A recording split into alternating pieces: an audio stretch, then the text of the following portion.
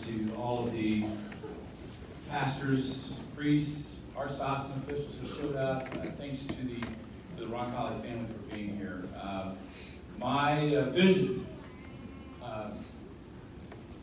for this event was, people say, oh, you have a great vision. My vision was, I'm leaving on June 30th. I'm putting my key on my desk, or maybe you throw it over my back shoulder and walking out. Maybe leaving a little bit early even. But it didn't work, and I'm very grateful. I was talking to Gina Fleming. I know Gina was semi-insistent that we do something.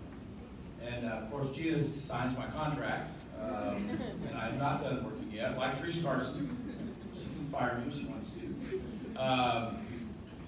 And Jeff Amadeo was pretty insistent that we do something. So I finally turned to Therese Carson, who Dr. Amadeo is also one of my bosses. I have quite a few bosses, and many of them are here tonight. So I went to Therese Carson, and I said, Therese, I do not want to do this. I just don't want to do it. And I said, we can't charge people to get into this. And she said, well, what if 600 people come? I go, there's not going to be 6 people there. They aren't my family members. I didn't get it. I was dead serious. I may have said 60. There ain't going to be 60 people there. But I'm just delighted and I'm honored that we have a crowd here tonight. I'm very, very, very blessed. And I just want to say thank you to all.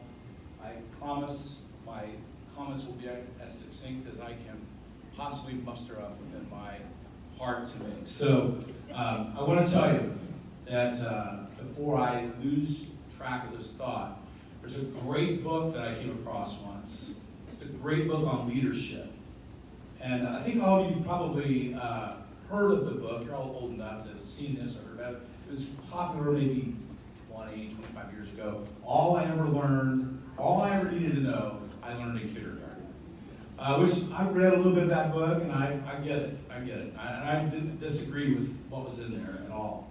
But the greatest follow-up to that book is a book you may have heard of, but probably not. It's a book I saw in a bookstore one time, and I bought it right away as soon as I saw it. It's All I Ever Needed to Know I Learned from Watching Star Trek. Bought it. It took me less than 3 seconds to pick that book off the shelf, and we're going. I'm a Star Trek fan. All of you are old enough to certainly have seen an episode or two of Star Trek. You quickly learn, if you've watched enough Star Trek, that you got Captain Kirk, you got Scotty, you got Spock, you got, if you watch Star Trek Next Generation, you got Picard, you've got Commander Riker. But really where the action's at, going back to Captain Kirk, if you want to know who makes that Enterprise go where no one has gone before, it's Scotty. He's in the engine room.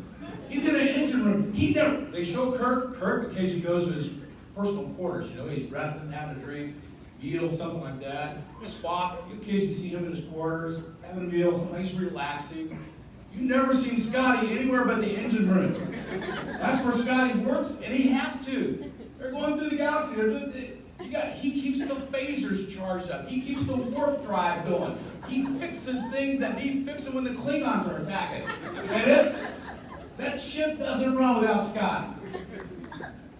We got Scotty right here with us. His name's Chuck Weisenbach. Roncalli. Chuck, where you at? Stand up and say thanks. There he is. There's Mr. Scott, buddy. He keeps Roncalli running. Anybody that doesn't know that needs to know that. And without Chuck Weisenbach, we wouldn't be standing here tonight.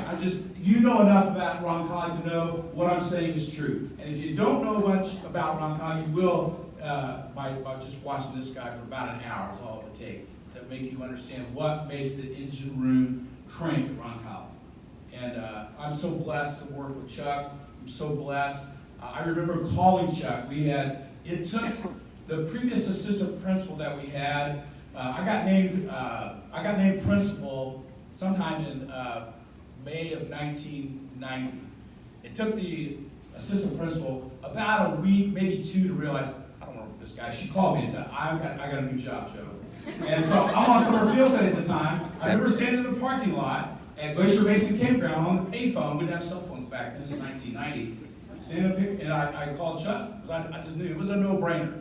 I didn't have to have a search committee, I didn't have to have interviews, didn't need to see the resume. I had worked next to Chuck when I was in need of students. He was, about 10, 20 feet away from me. I said, hey, I need an assistant principal kid. Are you interested? And I don't know if he thought long and hard about it, but I'm pretty sure he said yes right away.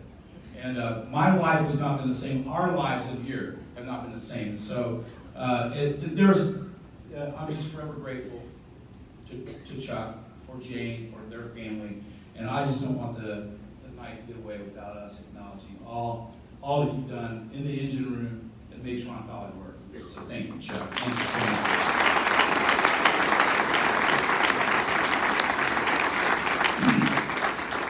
This retirement dinner is actually coming a little bit too late. I quit working about 3 years ago. I just didn't tell anybody.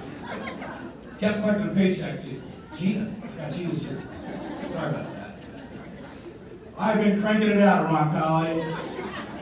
You guys got in about 4 this morning, and I'll be going back tonight after it's all over. Because we have next payday, I think it's next Friday. So I'll be. No, I just hope my hope for tonight, as I thought about, I started getting a hint from some people that there was more than 6 people or more than 60 showing up. And I didn't know where. I kept asking a question or two. Nobody wanted to tell me anything, so I said, okay, they don't want to talk about it. I don't want to talk about it, so I'll just quit asking. But I wanted to make sure, as I thought today, what do I want to make sure happens? I just want to make sure that my only prayer is that that I hope that somehow through tonight, God gets the glory for what's happened at Roncalli High School. And I know that my heart is filled with gratitude, not only for the people in this room, but even more so that God has blessed me to work with the people in this room. And that God has blessed all of our lives to work with and know each other in ways that I probably won't even begin to comprehend. I certainly never had this when I started. My road to Roncalli began at the University of Colorado. Before that, really, even Butler University, I had a professor that had a profound impact on my life, a chemistry professor. I decided I want to impact people's lives. I see this Dr. Carlson doing it. I want to do the same thing he does. I want to make a difference in people's lives. And I decided at that time I want to be a chemistry professor, just like Dr. Carlson. And I got into a graduate program, doctoral program at the University of Colorado. I was going to get my PhD in biochemistry. And boom, I was going to Colorado. It took me somewhere between a month and 2 months to realize I had no idea what I was getting into. I had no desire to do the amount of work that was going to be required to get my PhD. I had no discipline required to get my PhD in biochemistry. But man, was I attracted to the mountains out there. And I love Rocky Mountain National Park. And so my love for Rocky Mountain National Park kind of made it easy for University of Colorado and I to say goodbye to each other. They didn't, but the blessing was I had a fellowship to go there, so they just paid to go to school there. That was a great deal. And in fact, they said, do you want to earn some more money? And I go, what do you do? How about a teaching assistantship? I said, I'd love to do that. And what I found out there was not only what I didn't want to do, didn't have the discipline to do or the drive to do, but what I found out was I loved teaching those freshmen at the University of Colorado chemistry. I loved that. And that stayed with me. And it didn't all add up to me until my friend Scott Feynman. So I came back, eventually got back to Indianapolis. My friend Scott Feynman was teaching, I believe, at Southport. He's taught at Little Flower before. He's taught at Cecile before. He's taught at Southport High School before. He's now the head track coach at the University of Indianapolis. And I could tell he had a love for teaching. He got me fired about teaching. And I was already fired about teaching, but he taught to me as a practicing professional at the high school level. And then we were sitting over in the house, and he was living with a friend of mine. So Scott and I would talk all the time. And he came back one day and said, "Hey, I heard there's a job opening at Roncalli High School for a chemistry teacher. Looking for a chemistry teacher." So I said, "I'm interested." This is August of 1979. I'm interested. Well, it turns out, so I called Bernie Devlin. And it turns out the requirements that Bernie was looking for was somebody with a chemistry degree and somebody with a beating heart. And I had both of those. And so once he realized I could speak the English language, he said, well, when can you come in and sign a contract? So all you guys have to go through all these teacher training programs and, get it. I hadn't done any student teaching at all. I had no certification to teach. Thank God for Dick Schott, who was my supervising teacher. He got to come into my classroom every now and then. He was a great, great, great mentor. So I learned from them. But Bernie just hired me on the spot, and I was so grateful for that. He took me over to meet Ed Tender. Because hey, she said, do you want to do anything else while you're here? I said, well, I had lifelong affiliation with the sport of football. So I'd be interested in maybe coaching some of the ball. He said, hey, I think Ed Tender's here. Ed Tender's never met me. Ed Tender doesn't know who I am. Bernie never didn't hardly know who I was. He just knew I had a chemistry degree. He said, let's go meet the football coach. He comes over and introduces me to Ed. And, hey, Ed, this is Joe Hollowell. I think he's going to coach football here, too. There was no interview. Ed Tender didn't really have a choice in the matter. We do things differently now, but that's how it worked back in 1979. And I'm very, very, very grateful for Ed Tender and saying yes and making it work for a guy he had never met and didn't have a clue who was, what my background was, what my interest was. And so I'm very thankful for that start. And I'm very thankful for Bernie Dever. I'm very thankful for my friend Scott Fagman, who was on the video here. And I remember going back, I rode my bike to Roncalli. My wife and I had taken a 1,000-mile bike trip when I weighed about 80 pounds less, and on our honeymoon. And we had been riding through the mountains and all this sort of thing. This was shortly afterwards, so I was still keen to ride my bike. And so I rode my bicycle for my interview. And it really wasn't an interview. I rode my bicycle to go sign my contract, which is what Mr. Dever had asked me to do. And so I rode my bicycle home. The background to that story is 4 or 5 months before, I'd actually gone back to my chemistry professor at Butler, and I said, hey, it just didn't work out at University of Colorado. I just decided I didn't want to do it. So I can probably get you a lab. I know people at Dow. I know people at Lilly. So let me check around here. I think we can probably get you on somewhere, get you an interview, that sort of thing. I said that'd be great. I'd really like to try that. And so nothing happened for this. We probably had that conversation in April or May of 1979. So for 3 or 4 months, I kind of kept waiting for the phone ring. It never rang. Never, ever, ever rang. Didn't hear a word from anybody. Didn't hear from Dr. Carlson. Never heard from anybody. I got home, rode home on my bicycle, got off my bike, went to my house, phone rings. It's Eli Lilly and company. He said, hey, we're starting a new process here. We're going to start making insulin with microbes, DNA replication, RNA replication. Can't remember which one of the replications it was. We're going to manufacture, and they have since made bazillions of dollars over making this insulin. And they were offering me a chance to get in. I didn't even think about it. I didn't have to think about it. I knew, for whatever reason, I already said yes to Mr. Dever, and I knew this is what I wanted to do. And I've thought about, and I've never ever looked back. I thought, oh man, I could have made this much money, and I could have done this, and we could have been, saving the world by making the world easier for diabetics, and I did all that. But I'm so grateful that God gave me a sign where I was supposed to be. And I was, I guess, God made it obvious enough to me to know what I needed to do, and I'm so very grateful.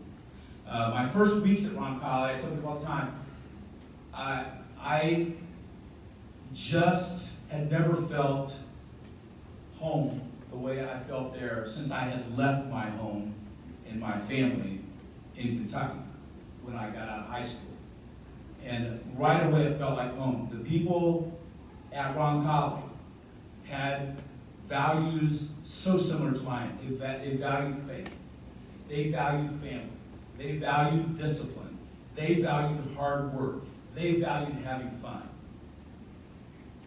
That's right in my wheelhouse. It felt like home. It felt like a family. And I know Father Wilmoth, who's here tonight, and Bernie Dever, began coining the term back before I ever got there about the Roncalli family. And believe me, I fell in love with the Roncalli family. I fell in love hard, and I fell in love fast. And I found a place that I really didn't even realize I was looking for. I didn't know such a place existed. I just had no idea. And it's almost like God just, drug me around, and here's where I want you. And it was home in a way that I never imagined home would be. So how have I experienced family? I've experienced, obviously, through my own. All 11 of our children are here. I think 11 of our 15 grandchildren are here. And our family has grown. And that's been a consistent theme. We experienced the family through, it just so happened as we were having children, Ed and Kathy Tinder, Bill and Martha Kuntz, Larry and Kathy Shimbra, they had all had kids that were like maybe 2 or 3 years ahead of us. And where that came in very handy for the Hollowells was they had lots of old clothes that felt like they were brand new to us. Brand new to us. In fact, my youngest daughter, Maria, we continually tell the story. Sorry, I gotta tell it again, Maria, but she was wearing, I don't know how she was at the time, maybe 5, 6 years old. Her, my wife Diane, were out somewhere, and they ran into somebody that we knew from Roncalli, and they said, "Oh, little girl, where'd you get that pretty dress?" And she said, "Sac." Well, they thought she meant Saks Fifth Avenue. And they said, "Oh, how nice." And then Diane said, "No, she got it from a grocery sack." We're not sure which sack it was, but and there were a lot of sacks in Maria, and every one of our kids wore a lot of clothes out of those sacks. So to the Tinders, the Shimbras, the Kuntzes, that was family. You were family. You dressed us, and we are grateful for that. I'm very, very, very grateful. Our family is even more profoundly experienced the Roncalli family about 4 years after I became principal at Roncalli. I don't even know if any of these people are here, and I don't care. I need to tell you, by that time, so it was 1993 or 1994. And by that time, we had 9 children. In a 3-bedroom house, about 1,000 square feet, 9 children. And our youngest daughter, Laura, who you really have to know to appreciate this, but she got her own bedroom. Do the math. That means 8 other kids had to share the other bedroom. And trust me, everybody knew it was worth it, because once Laura got to sleep, different household. Laura's a girl that we had to turn the lock around on. You know how you can lock doors, most doors from the inside? No, we had to lock her in, because when she was 2 or 3 years, I'm sure it's not safe, it's probably not recommended or anything like that. But my wife and I are both rational people, and we decided this makes a lot of sense for us to manage this way. I'll just say that we're both college educated. It made sense at the time, and it still makes sense. If you knew Laura, you would trust me. It made sense. So 8 kids. So I went to Jim Ratliff and explained the Hollowell situation. And we're in a 1,000 square room house. We need to do an addition of some sort. So Jim designed an addition that would triple the size of our house. Triple the size of our house, and we needed that. It turns out we weren't even done having children. We had 2 more after this. I then went to Tom and Jim McKeon, who were good friends. Tom was already on our facility committee there at Roncalli. I took Jim's plans there, and I said, I want to see what it would cost. And I'm not sure Tom ever gave us an answer. He said, "Hey, let me go see. Let me go check some things out." And I don't know what the cost was. All I know was that it was something that a Catholic school principal, about age 37 years old, had been working for 2 or 3 years in that level with 9 kids, we could afford it. I have no idea how that happened. But then I did get an idea how that happened, because Tom and Jim did all the framing for the house. If you knew the Huck family, Eddie Huck did all the electrical work. If you know the Agrestas, Tony Agresta did all the plumbing. If you know the Fitzgeralds, Pat Fitzgerald did all the heating and air conditioning. If you know Joe Simmel, if you're old enough to have been around here with Joe Simmel, that had children around college, he did a lot of the masonry work that had to be done there. And all these were guided by the masterful plan that Jim had put together. And all of a sudden we went through the Roncalli family. Made no mistake about it. Through the love of the Roncalli family, the Hollowell family got even more immersed in what it meant to be a part of the Roncalli family through those wonderful folks. And that house is still serving us in wonderful ways today. We celebrated Mass in the new family room of that house. I'll never forget that Mass. I'll never forget how thankful we were at that time. And I'm still, every time I walk in that house, I remember the people, the blood, sweat, and tears, and sweat equity that members of the Roncalli family made possible for the Hollowell family. And we're just very, very thankful for that. And as I was thinking about this today, I realized there's some parallels, tremendous parallels, what happened to the Hollowell family versus what happened at Roncalli over the past 30 years. Our Roncalli family started growing. And I'm so thankful to have worked under the leadership of Archbishop Daniel Beekline. He had the good sense to know, I think he came to Indianapolis, 92, maybe 93, probably saw a few of our high schools, probably Roncalli was one of them, and he knew enough to know these places need some help, need some work. And he commissioned master planning to be done for all 6 of the archdiocesan high schools at the time. And one of Jim's proteges, Jim Ratliff's proteges, a Roncalli grad, Michael Egan, who worked at Schmidt Architects, was assigned to do a master plan for all 6 of the high schools.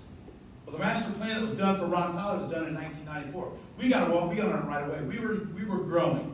We were growing fast. We were running out of room. And we did the math and saw what was coming. We said, we got to put some classrooms on here, or we're going to have to say no to kids that have been in Catholic schools for the past 8 or 9 years. And that's unacceptable. Absolutely unacceptable.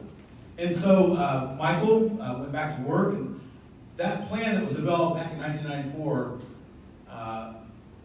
if you go and look at what's on campus right now, that's about 95% of that was developed by a Roncalli grad, the layout and everything, by a Roncalli grad back in 1994. And that really has been what all of us have been working on, executing that. So I'm very, very, very grateful for Archbishop Beekline. I pray for him and ask him to bless Roncalli in continued good ways from heaven.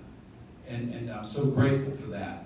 By the way, very few people know that Louis Yannet, another one of Jim Ratliff's students, while he was a student at Roncalli, we ended up getting 18 acres that we had purchased of farmland. It was just between Roncalli and Interstate. I said, okay, we need to do something with this, Jim. I think we want to do athletic fields. And I said, what do you think? And Jim came with the idea. He said, let's put all these guys in the division. That's the 4th year drafting system. Put all these guys in the division. We'll put them on. We'll see what they come up with. So he drew. I think there were maybe 11 or 12 different students in that class who were seniors. And they all drew plans. And Louis Yannet was the one that was selected. We had an athletic committee that kind of looked these plans over, and that was one of Jim's students. Jim's mind, his heart, his work is all over that campus today through Michael Egan, through Louis Yannet, Pat Tempe, one of Jim's other graduates. Pat Tempe was an architect for Old McGuire and Shutt. Pat Tempe designed all of our Fine Arts Center, all of our new guidance area, all of our STARS resource area. Once again, Roncalli, homegrown. Tom Sweezy, who is now passed on and in heaven, I'm sure, worked for Stafford and Associates when they were designing our weight room, our wrestling room, our renovated blockhouse. We did. Tom Sweezy, Roncalli grad, a product of Jim Ratliff's work there at Roncalli. With that master plan in hand, and knowing we needed work, I went to Chick and Jan Lau. I went to Joe and Connie Matus, Bill Kuntz, our board chair at the time, our first Roncalli Board of Directors chair. I went to Dan Nelson, who was our superintendent at the time. I said, we need to do a capital campaign. I said, the only problem is I have no idea how to do a capital campaign. I've never been in a capital campaign. I've never seen one from a distance. But I know I need to lead one, so I need help here. What do we do? And so we figured it out. Slowly but surely, we learned a lot about philanthropy together.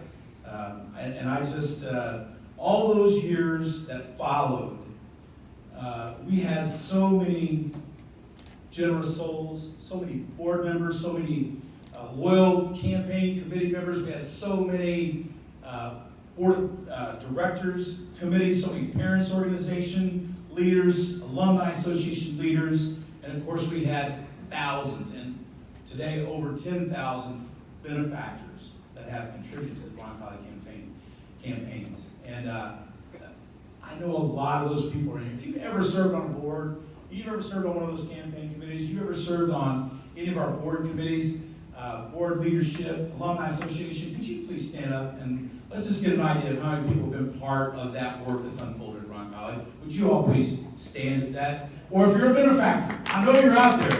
I know there's more than 5 of them. Come on, please stand. Father woman, if you still here, please stand. Thank you. Thank you, thank you, thank you. Thank you.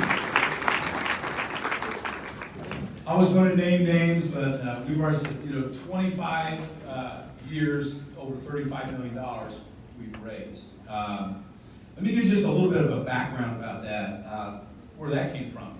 Dave Mebbs was he was the board chair of the South Union Board of Total Catholic Education, and the first board chair that I worked with.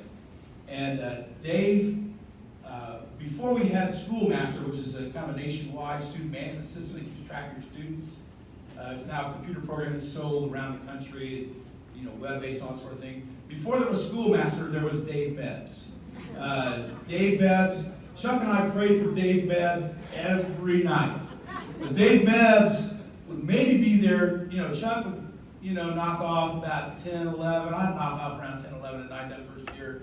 Dave Mebbs was there until 1, 2, 3 in the morning. Had his own key, totally volunteer, wasn't paid a dime. He was just going to make it work.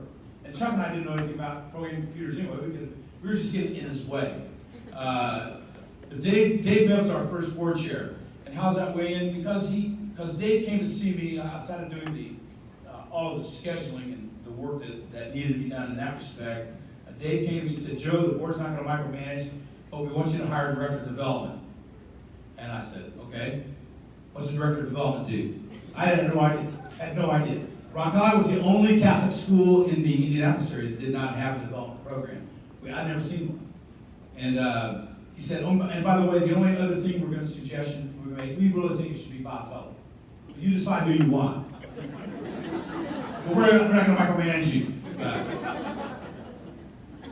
Both of them were great ideas. Once I figured out what a director of development was, and once Bob Tully figured out what a director of development was, we realized, we've lost about 200 students over the past 4 years. The best way to raise some revenue here, let's start getting the other 200 kids here that the school's made a whole. And so we kind of really began our work on enrollment right then and there. And once the kids started showing up, okay, now we got another problem. Now we need classrooms, and that's how we got launched into that whole serious business of raising money. And thank you so much for all of you that have been here. I have to tell you, if you were here for this 50-year celebration, we had about 650, maybe 700 people there in the gym, all sitting around a table. I told Teresa Carson, I can't believe we got this many people here. We're feeding them, and we're not asking anybody for money. Are you sure we don't want to? And I was kind of twitching. I go, that does not happen. I started twitching. And then when I came here tonight, I said, over the past 2 events, we had 1,000 people. We're going to ask them for anything. I was so glad, Teresa, she finally said, there's envelopes on the table. Now I feel at home. I feel more at home. We're not going to count and announce the total or anything here. I have to say a special thank you, not only to the leaders that we've had, but to, I'll tell you a quick story. Austin Strykowski, who's now a freshman at Roncalli High School, son of Chris and Lynn Strykowski. Judson Laurie. Judson is the son of Judd and Wendy Laurie. Well, some kids come to Roncalli, their first day at Roncalli was their freshman year, they're 14 years old. By the time Judson Laurie was 6 years old, he'd been 3-4 years at Roncalli already. Same thing with Austin Strykowski. They come over early and often. Well, Austin and Judson were fast friends, and I just knew they stopped in and talked to Laura Mascari. Laura's been my executive assistant for the past 12 plus years. And I'd hear him talking out there and just kind of having fun and gabbing. And Laura was always, super nice to him, treating him like a good mom, grandmother. And one day Laura wasn't there. And I heard Judson and Austin out there chatting a little bit.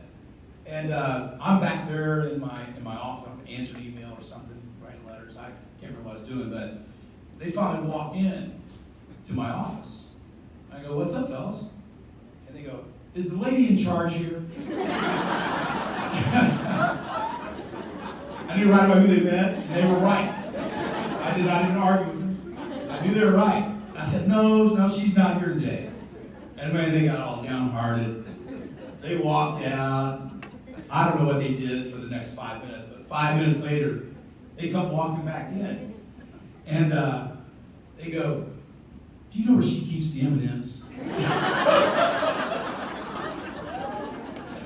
Oh, man. By that time, I was playing dumb. I said, okay, I don't know where they're at. I have no clue. They really walked out their heads how they weren't getting anywhere with this guy. He's clueless. But they gave him one more shot. So about 5 minutes later, they come walking back in, and they go, "Can you lend us $1 so we can buy some M&Ms out of kids?" So it cost me $1. I couldn't go in and get the M&Ms because they were right where they were, but I gave them $1. And so the lady's in charge.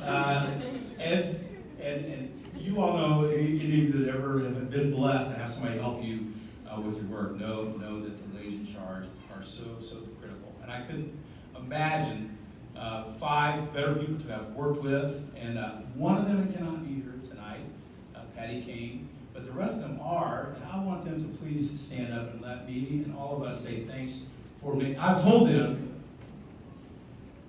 to a person, your primary job is to make me look thoughtful. I don't care what else happens, you got to make me look thoughtful, and you will have your hands full. Okay? So if you've ever gotten a flower from me, it's probably because one of these people thought of it. If you've ever gotten a gift or a note from me, they thought of it. I want you to just, for a minute, please let's think. Donna Smith, where you at, Donna? I know you were here earlier. Hopefully, where's Donna? Donna, would you please stand up? Come on. Donna Smith. Thank you. Val Spurga, where you at, Val? Val's here. Val, please stand up. Val's over there. Thank you so very much. Patty Kane is not here, but we'll come. Laura Mascari, Laura, where are you at? Over here. Laura. Help me find Laura. Okay. And then Reagan Evans. Reagan is going to be Laura's replacement. Reagan, where are you at? Welcome to Reagan's the Roncalli family. She already has a daughter there, has more coming. Her son Matt, or her husband Matt, had the misfortune. I coached freshman football for 2 years. Matt was the first quarterback that I ever coached. And those of you that have worked with me in football know that poor guy had a lot of he probably has a lot of issues still. Stefan, are you still here? Would you mind putting the picture up there? I have just a couple more thoughts I want to share with you. I sent this picture to Stefan last night. I called him kind of later in the day than I should have, which, as Teresa's already mentioned, occasionally happens. There's a picture there. That's Roncalli, and that's a sunset. And I saw that picture at about a day after it was taken. I was up in the press box. I can't remember who we were playing. It was prior to a football game. And I was just remarking to Jason Sims, our assistant athletic director. I said, "Man, is it beautiful here. This is just a great place for our community to gather, to see games, whether it be soccer, football, lacrosse. It's an awesome track stadium. How blessed are we to have this?" And Jason says, "You should have been here last night, whatever night it was." And he pulls his cell phone out, and he sends me this picture. He shows me this picture first. Well, if you think this is August of 2018, or September, maybe by then time it was September, and that all of a sudden he shows me this picture. We were going through some rocky weeks in August of 2018 and September of 2018. And all of a sudden I saw that picture, and across a shiny, bright, burning cross over the place where our community gathers most frequently, the most people. And I'm easily influenced by things that I think are signs. And Scripture has lots of incidences where the skies, the stars, the sun, and the moon are referred to as signs. Even in the book of Genesis, a sign to mark your festivals and your feasts. And when Jesus was born, the star in the sky, Scripture's filled with signs in the sky being a message from God. And as soon as I saw that, as difficult of a time as August and September of 2018 were to get through, I'm pretty sure that's God talking to us, talking to our community. And certainly, as soon as I saw it, talking to me, and I don't care what anybody else believes. But there was a little doubt in my mind. Sometimes I get a little carried away. Is God really saying that to me? And so, fast forward to a week later, and I'm going to the Sacred Sounds concert. It's always a great privilege to lead the prayer for a Sacred Sounds concert. I love that we're there. We're going to sing. We're going to give glory to God. Our kids are going to show off all their talents. Our teachers, all the work they've been doing the first 9 weeks, the kids. And you can't do this at a place that's not a school, a faith-based school. You can't do what we're doing. We're going to be talking about that. We're going to be praying before. We'll be praying afterwards. This is the heart of what Catholic education is. It's a great, great event, and I love it. God knows I love it. God knows I love it. I know God knows I love it. Because He knows me better than I know myself. But there was a little bit of doubt in my mind about this, because I had seen this a week before. And I walk out of the Sacred Sounds concert, and I look up to my right, and I have a picture on my phone here. So where my phone's at, I took a picture. A rainbow. God's sign of this covenant of eternal blessing. A rainbow goes from horizon to horizon. As you look back from our parking lot, as you look back to the east, it was all over the Fine Arts Center, over the guidance area, the Stars Resource Center, all the way to the blockhouse. A rainbow. Never, ever seen a rainbow like that at Roncalli High School. It's God telling all of us, I'm telling you tonight, God's watching out for us. God is blessing us. God's not done blessing us. Not done blessing us. And so what does that mean the future holds? I don't know. Other than God's blessing.